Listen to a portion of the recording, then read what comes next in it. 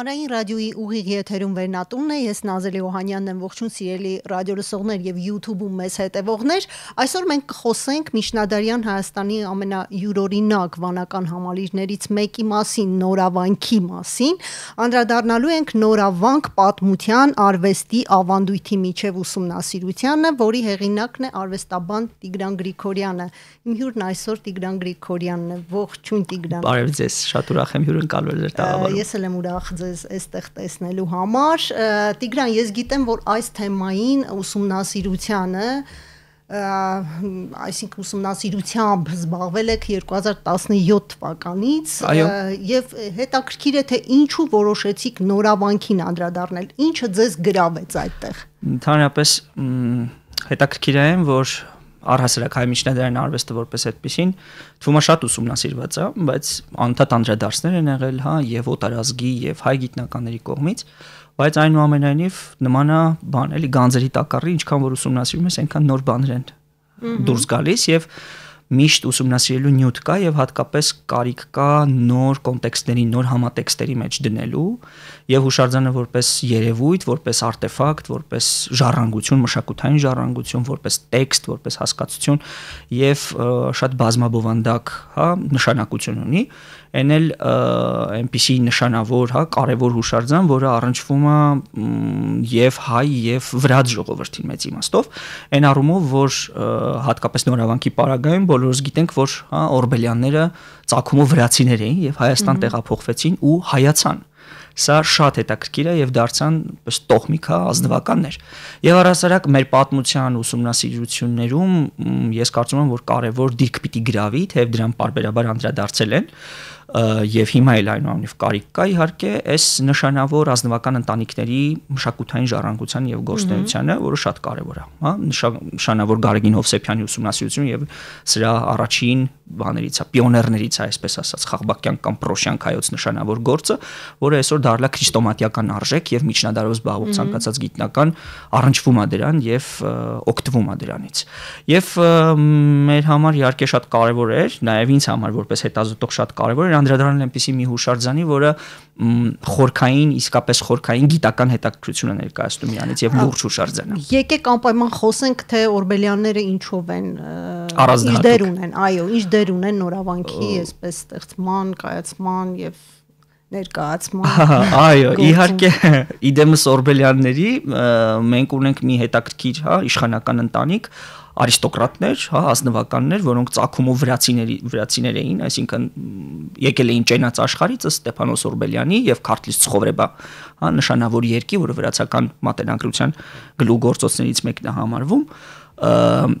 ըստ աղբյուրների եւ ըստ սկզբնաղբյուրների, այսպես ասած, հետազոտողները պարզել են, որ իրենք իրականում շատ ազդեցիկ, նախարարական տոհմ էին վրացական, տանուտերերից էին, որոնք շատ ազդեցիկ դիրք էին գրավում եւ զարգացած միջնադարում հատկապես զբաղեցնում էին վրացական թագավորության ամենակարևոր պաշտոններից մեկը, նրանք ամիշ սպասալարներ էին, այսինքն փաստացի տիրապետում էին ամբողջ զինված ուժերին։ Եվ միևնույն ժամանակ նրանց ճակատագիրը այսպես նոր հուն մտավ, արգելակվեց, ես կասեի նույնիսկ նրանով, որ ներքաշվեցին քաղաքական պայքարի մեջ բագրատույնների դեմ եւ ցանկանում էին գահի օրինական ժառանգորդին առաջ մղել եւ քանի որ դա չստացվեց, փաստական իշխանությունը անցավ, Գեորգի թագավորին, սրանով նրանց ընտանիքը ճնշվեց եւ ապստամբությունը ճնշվեց ու մի շարք այսպես, խռովարարների հետ նրանք եւս պատժվեցին եւ սրի քաշվեցին։ Եվ հետաքրքիր է, որ նրանցից միայն նրանք, ովքեր կարողացան փրկվել, տեղափոխվեցին հարավ եւ այստեղ, այսպես ասած, հետագայում նաեւ Զաքարյանների նվաճողական քաղաքականության շնորհիվ այստեղ կարողացան հիմնադրել իշխանություն եւ դարձան Զաքարյանների վասալներ, այսինքն հետագայում մոնղոլական ներխուժումից հետո, երբ որ մոնղոլները այստեղ տեղափոխվեցին, եկան, այսինքն, գրավեցին, մոնղոլների ժամանակ արդեն նրանք կարողացան թոթափել Զաքարյանների լուծը եւ ինժուական իրավունք ստացան եւ կարողացան արդեն դառնալ մեծ Իլխանին անմիջական ենթակա միավոր եւ սա իրենց ենթադրում են արդեն որպես քաղաքական հասկացություն եւ սա շատ հետաքրքիր է, որովհետեւ բավական ինքնուրույն կարգավիճակ ունեին եւ աչքի էին ընկնում իհարկե փայլուն դիվանագիտությամբ եւ շատ խելացի քաղաքական գործիչներ էին, այսինքն անգամ ինքնուրույն կարգավիճակ ինչ նկատի ինքնուրույն կարգավիճակ, սա իհարկե պատմագիտական եզր չի, այս արդիության լեզվով եմ դա նկարագրում, ինքնուրույն այնքանով, որ ասենք օրինակ մոնղոլական հարկահավաքները այստեղ մուտք ու ելք գրեթե չունեին, այսինքն ամբողջ հարկային համակարգը, որը պետականության կարևորագույն տարրը, հա, իշխանության, սուվերենության կարևորագույն տարրը իրականացնում էին օրբելյանները, եւ միևնույն ժամանակ նրանք մոնղոլական արքունիքում բավական բարձր դիրք էին գրավում։ Եվ այնքան ազդեցիկ, որ նրանցից որոշները նույնիսկ իսկապես շատ բարձր պաշտոնների հասան, իդեմս Սմբատի, որը շատ նշանավոր օրբելյանների տոհմից, եւ հայերը շփոթմամբ նրան անվանել են արքա, այնինչը մառը ապացուցում է, որ դրա տրված պատվանունը իրականում էրքաուն էր, այսինքն քրիստոնյա։ Լավ, մոնղոլական արքունիքի ազդեցիկ դեմքերից էր։ Եթե վերադառնանք մեր հարցին, օրբելյանների կապը նորավանքի հետ եւ նորավանքի ստեղծման, առաջին կարևոր պայմանը այն էր, որ բնականաբար օրբելյանները Վրաստանում ունեին մեծ կալվածքներ եւ կարողություն։ Եվ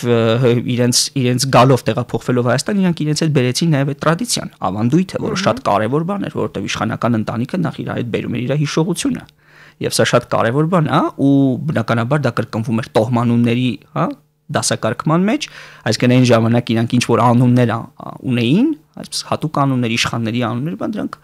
այստեղ եւս, հա, Հայաստան տեղափոխվելուց հետո եւս շարունակում են, ինչպես Էլիկում, Էաչի, չգիտեմ, սրանք անունները, որ հայկական իրականության մեջ չեն հանդիպում, բայց քանի որ իրենց տոհմական անվանումներն իրանք պահպանում էին այս կարգը,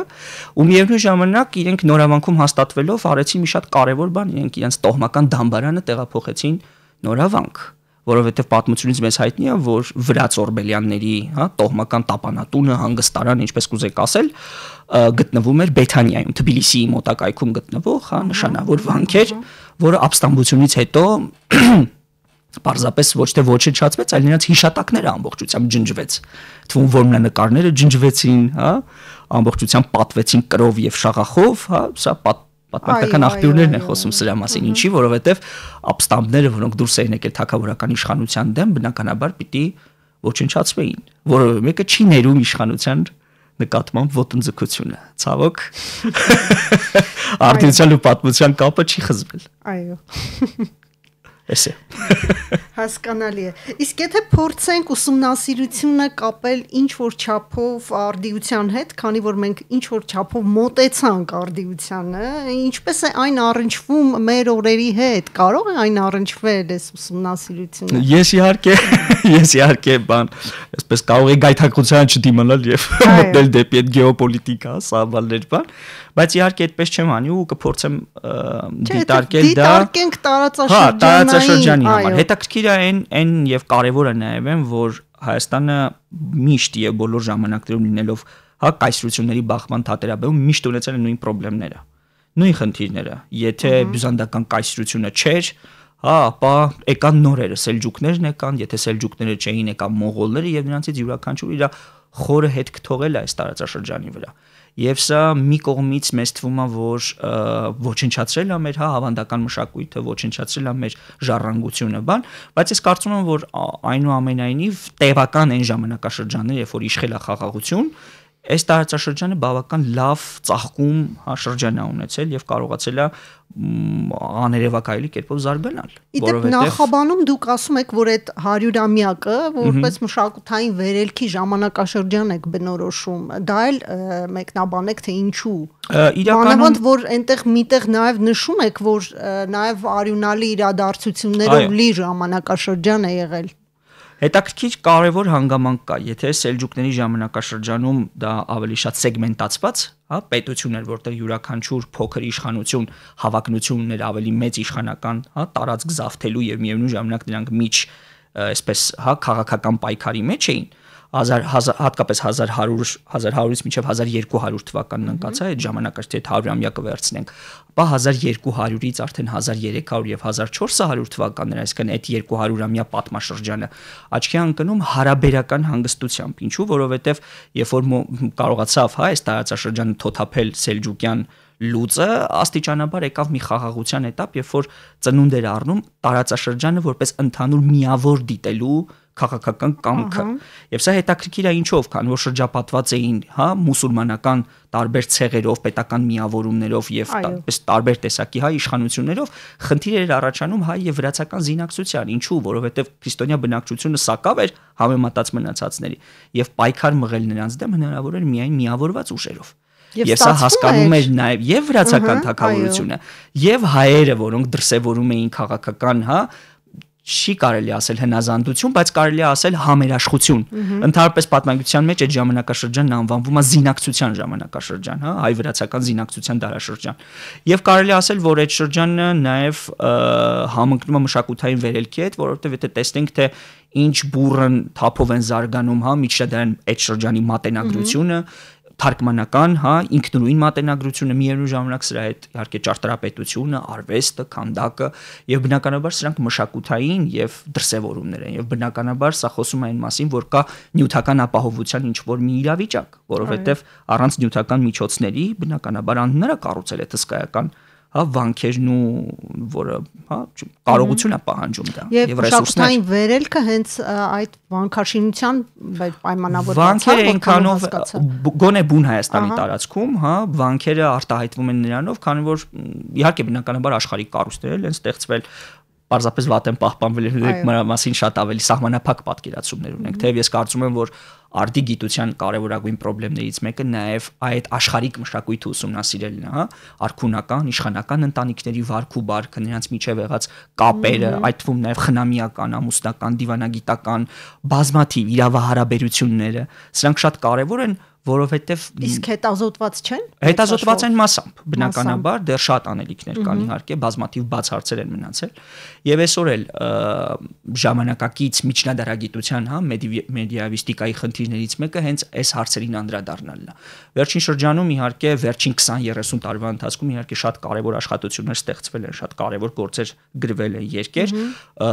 Ես հիմա չի ուզենա ինչ որ մեկին նշել, որովհետև հաստատ եթե մեկը նշենք, մյուսը պիտի մոռանանք, եւ որպեսզի հա չլինի, կարելի ասել, որ լավ, բավական լավ ուսումնասիրված է, բայց քանի որ մենք գործ ունենք շատ պատկառելի ժառանգության հետ, շատ պատկառելի մշակութային շերտի հետ, մենք կարիք ունենք այսպես հնագիտությունից, հա, մինչև, չգիտեմ, աղբյուրագիտություն, մինչև տեքստաբանություն, մինչև պատկերագրություն ու արվեստ ուսումնասիրելու շատ խոր եւ համապարփակ ու բնականաբար միջդիսցիպլինար, այսինքն միջգիտակարգային կերպով։ Եվ այդ ամեն ինչը մեկ նորավանքի օրինակով հնարավոր է բացահայտել։ Ես փորձել եմ ամենայն դեպս, որքան որ կարողացել եմ, իհարկե դա ընթերցողը կդատի, բայց իրեմս իմ այսպես խմբագրի եւ միևնույն ժամանակ, չգիտեմ, գիտական ղեկավարի բոլոր այն գիտնական ընկերների, որոնց հետ առիթ ունեցել եմ քննարկելու այս հարցերը, նաեւ հնագետ ուսումնասիրողների, որոնց կարծիքը բնականաբար հաշվի եմ առել իմ ուսումնասիրության եւ հետազոտության մեջ, իմ խնդիրն էր հնարավորինս լայն սպեկտրով դիտարկել, հա, այդ ժամանակաշրջանը եւ միևնույն ժամանակ կարողանալ համադրել այն ինչ որ գործնականում կամ տեսականորեն թվում է անհամադրելի, որովհետեւ սրանք կարեւոր Իսկ ինչով է այդ համալիրը առանձնահատուկ, որովհետև դուք այնտեղ նշում եք, որ այս նորավանքը դիտարկել եք որպես տարածաշրջանային հուշարձանների համատեքստից դուրս։ Ոչ այնքան դուրս, որքան բացառիկ այդ տարածաշրջանային համալիրների ընդհանուր համատեքստում։ Բացառիկ բազմաթիվ պատճառներով։ Նախ առաջին հերթին մենք այստեղ տեսնում ենք կառուցվածքային զուտ ճարտարապետական տեսանկյունից իսկապես մի բացառիկ երևույթ, որը վերաբերում է երկար գմբեթավոր կառույցներին, որոնք շատ երկար ժամանակ համարվել են այսպես, հա, դամբարաններ, որի առաջին հարկում դամբարաններ են, երկրորդ հարկում գտնվում են այսպես հաղորդասրահներ, բայց հետազոտությունները կարծես թե փոքր այլ բան են ցույց տալիս։ Ներողություն, որ ընդհատում եմ, ժամանակի համար նոր ավանդույթ էր դա համարվում։ Սա ժամանակաշրջանի համար առհասարակ ավանդույթը այն առումով ձևավորվում է, հիմք է դնում այդ ավանդույթին այն առումով, որ անմիջականորեն առնչում է եկեղեցական ավանդույթի զարգացմանը, որովհետև չկա քրիստոնեական ճարտարապետության առանց եկեղեցական բուն ավանդույթի։ Սա շատ կարևոր բան է, որովհետև աստվածաբանությունը եւ միևնույն ժամանակ դարաշրջանի իշխող հասարակական միտքը մեծապես ազդում արվեստի վրա։ Դրանք իրարից անջատ դիտել հնարավոր չի եւ անհրաժեշտ է դրանց միջև տեսնել այդ ուղիղ կապերը։ Իսկ կարող ենք օրինակներով ուղղակի ցույց տալ։ Բնականաբար, օրինակ Պարտավի եկեղեցական ժողովից հետո, հա, հիմք դրվեց մեզանում հայ իրականության մեջ, հիմք դրվեց այսպես հոգեհանգստյան պատարակներին, պատվիրվող հոգեհանգստյան պատարակներին, որով աշխարհիկ անձինք իրենց հոգու փրկության համար, հա, եկեղեցում պատվիրում էին պատարակ, եւ դա կատարվում էր, կարող էր կատարվել նաեւ օրը մի քանի անգամ։ Սրա մասին Հացուրին շատ ուշագրավ հետազոտություն ունի եւ միևնույն ժամանակ խնդրին անդրադարձել Ներսես Լամբրոնացին, օրինակ Ներսես Լամբրոնացին պնդում էր, որ հոգեհանգստյան պատարակի այդ ավանդույթը արդեն, հա, իր ժամանակաշրջանում այնքան էր ուրճացվել եւ այնպիսի չափերի էր հասել, որ սկսել էր գերիշխող դիրք գրավել անգամ բուն իսկ պատարակի վրա։ Այսինքն սա խախտում էր ավանդույթը, մի բան, որ հիրավի, հա, հայրաքելական եկեղեցու մեծ բարեփոխիչ, հա, եւ մեծ մտածող Դերսես Լամբրոնացուն անհանգստության տեղիք էր տալիս։ Եվ նա ասում էր, որ գիտեք ինչ կառույցներ կառուցելով եւ ձեր այգիները, կալվածքները եկեղեցուն նվիրելով առանց ապաշխարության բնականաբար չեք փրկվի աշխարհիկ մեղքերից եւ չեք կարող գնալ երկնային արքայություն։ Սա հետաքրքիր հանգամանք է։ Իսկ այդ ամենը երևում է պատկերագրական այդ ավանդույթի։ Պատկերագրական ավանդույթի վրա բնականաբար զարմանալի է, բայց այս ժամանակաշրջանում սկսում է գերիշխող դիր գրավել, հա, վախճանաբանություն եւ ահեղ դատաստանի մասին պատկերացումը։ Սա մի կողմից իհարկե ուշագրավային առումով, որ մենք, հա, իդեմս անի արդեն ունենք շատ զարգացած, հա, այսպես ձևավորված քաղաքային մշակույթ, հասարակական բարքեր, հասկանում եք, սա արդեն էլ այն անջատ թագավորությունների, հա, դրսևորումները չի, որովհետև Բագրատունյաց շրջանում արդեն նույնիսկ ճարտարապետության մեջ է միասնական ոճ հանդես գալիս։ Արդեն կարելի է, հա, այդ սաղմերը տեսնել հայկական ճարտարապետության այդ ժամանակաշրջանում եւ հատկապես անիական էտապում, հա, անիական ժամանակաշրջանում, սա իմ կարծիք չի ամենևին եւ պարզապես բան եմ անում, հա, վկայաբերում եմ։ Այնտեղ կա Օրբելի, Մարի, Փշիձե շատերն են անդրադարձել այս հարցին, որ ձևավորվում է մի իրավիճակ, երբ որ քաղաքային մշակույթը արդեն դառնում է այս տարածաշրջանի համար գերիշխող եւ քաղաքները դառնում են շատ այսպես ինքնուրույն հետաքրքիր դիմագիծ ունեցող միջավայր, որտեղ ձևավորվում է արվեստը։ Եվ բնականաբար քրիստոնեական արվեստը չի կարող զերծ մնալ քաղաքային մշակույթի, հա, այդ տարրերից եւ էլեմենտներից։ Դրանցից մեկը բնականաբար աշխարհիկ կյանքի այդ գեղեցիկ դրսևորումներով հանդերձ, այո, հասարակական բարքերով, այո, հասարակական բարքերով, հա, այսպես դրական եւ բացասական բոլոր կողմերով եւ բնականաբար այս ժամանակաշրջանի համար շատ կարեւոր է նաեւ մտածել ապագայի մասին։ Ամեն դեպքում մի քիչ դժվար է պատկերացնել 13-14-րդ դարերի աշխարհիկությունը,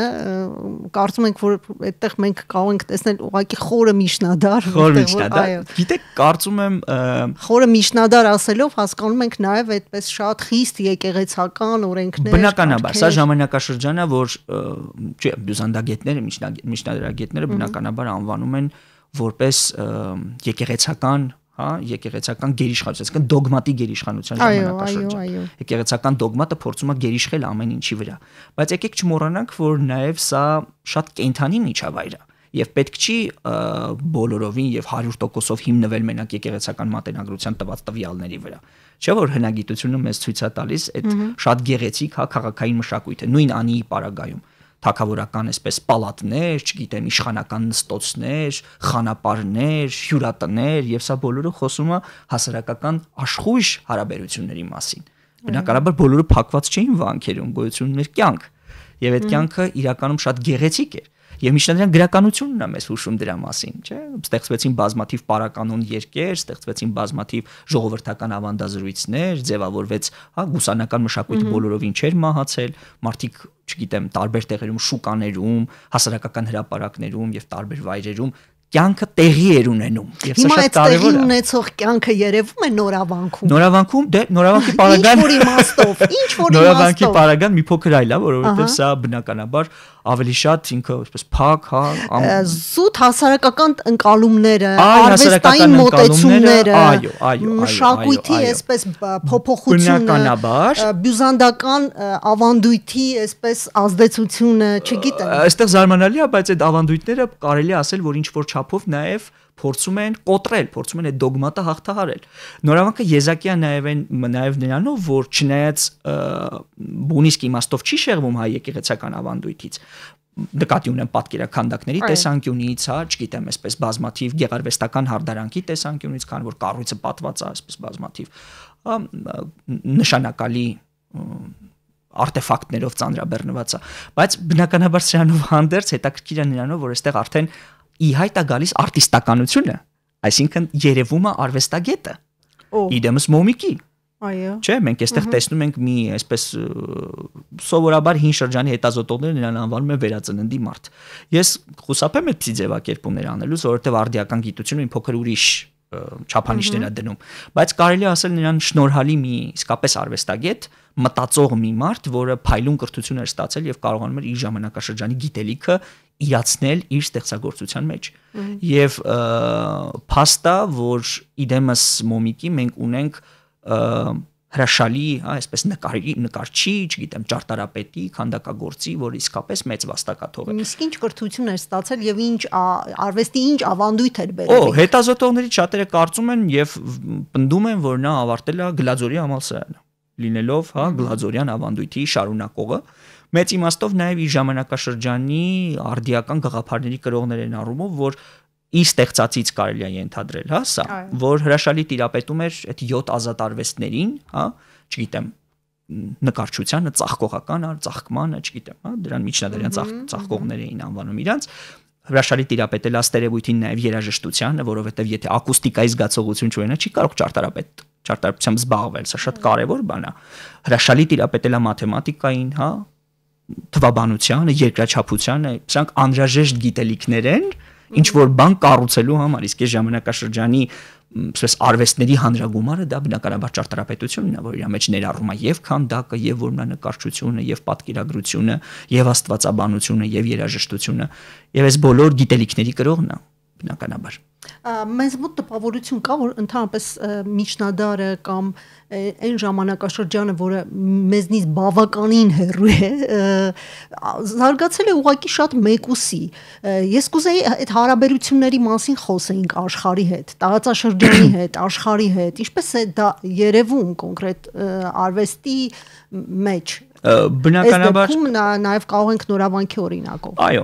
միջնադարի մասին մեր պատկերացումները ժամանակակից գիտության տեսանկյունից գոնե ես կարծում եմ, որ չափազանց աղճատված են եւ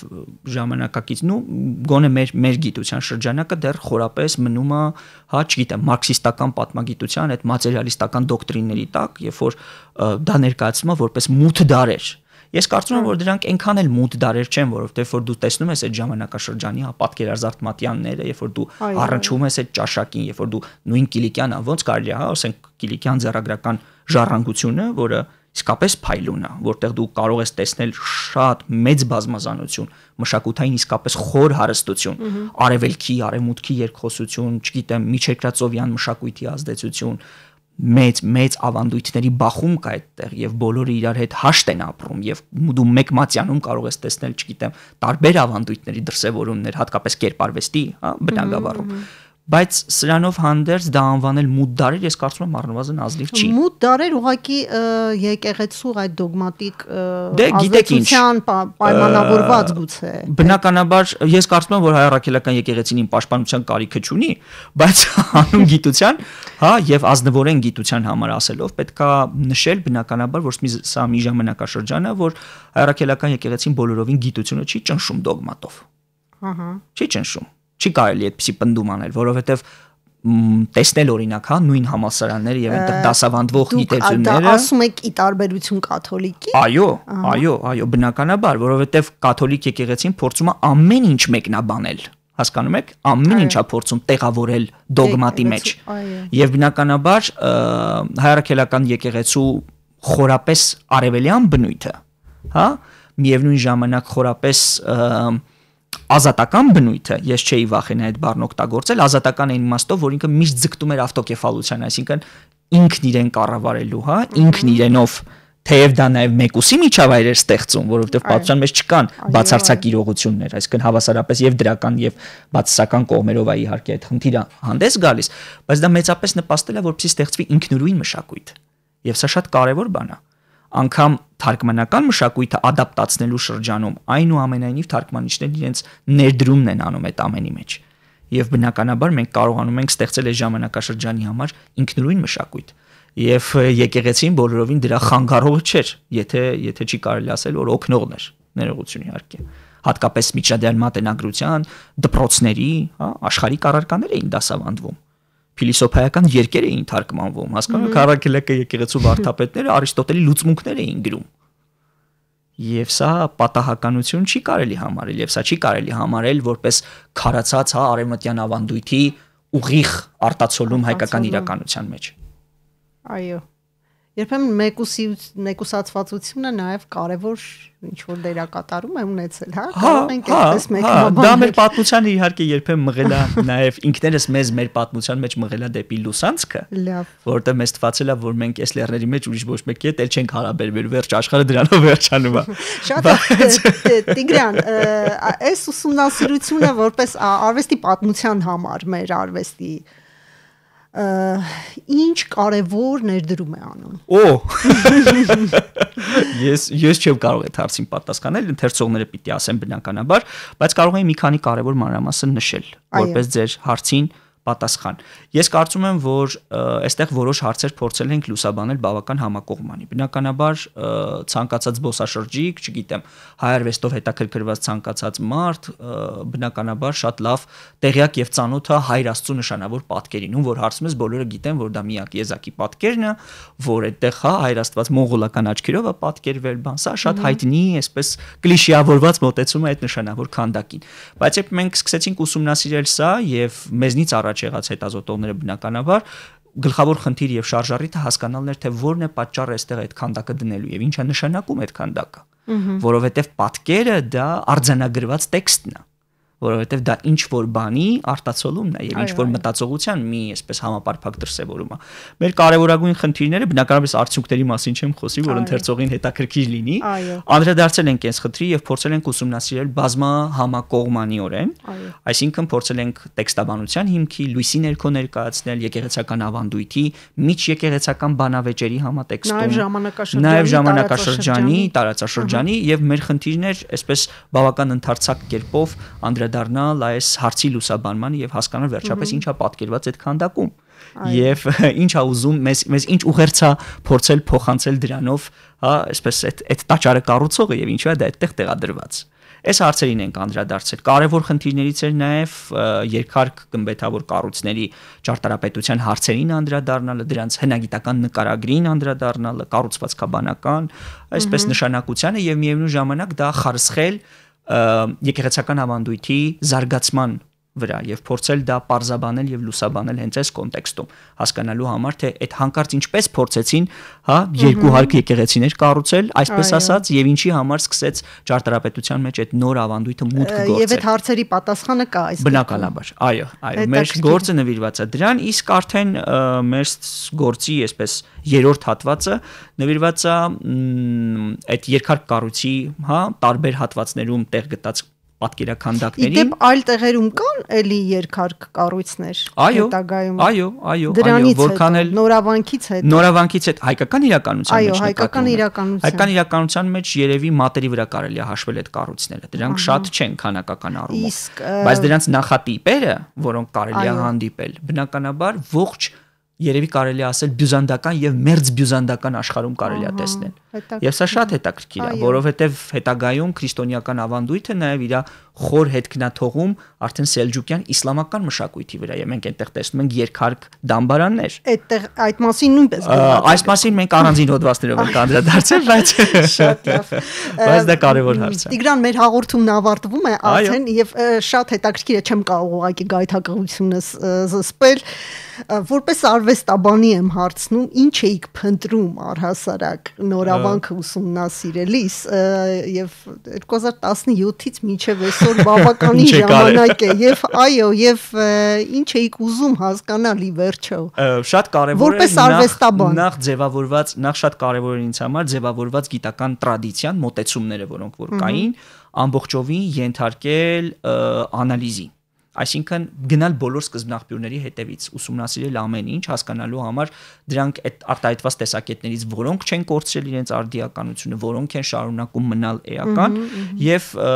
այս տեսանկյունից իմ համար շատ կարեւոր է նաեւ այն միջավայրը, հա, որը ինձ ստիպեց շատ տարբեր տեսանկյուններից նայել այդ խնդիրներին, այսինքն հնարավորինս բացել սահմանը, հնարավորինս ընդլայնել եւ հասկանալ թե ինչա ցանկանում այդ ժամանակաշրջանի մարդը մեզ փոխանցել։ եւ սա ամենակարևոր հարցերից մեկն էր։ Բնականաբար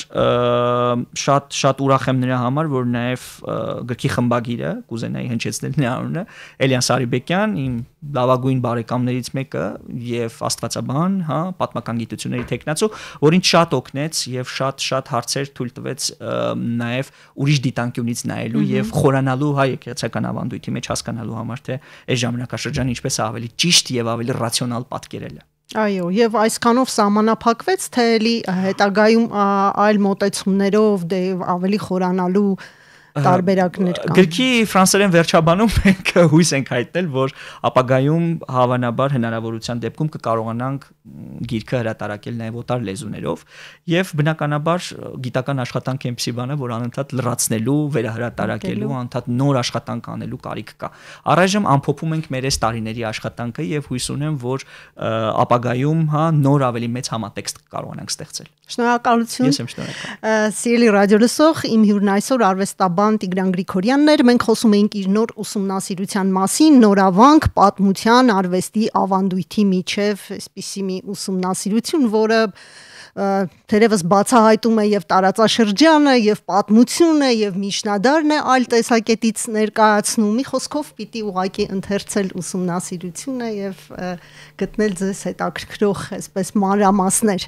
Զրույցը վարեց Նազելի Օհանյանը։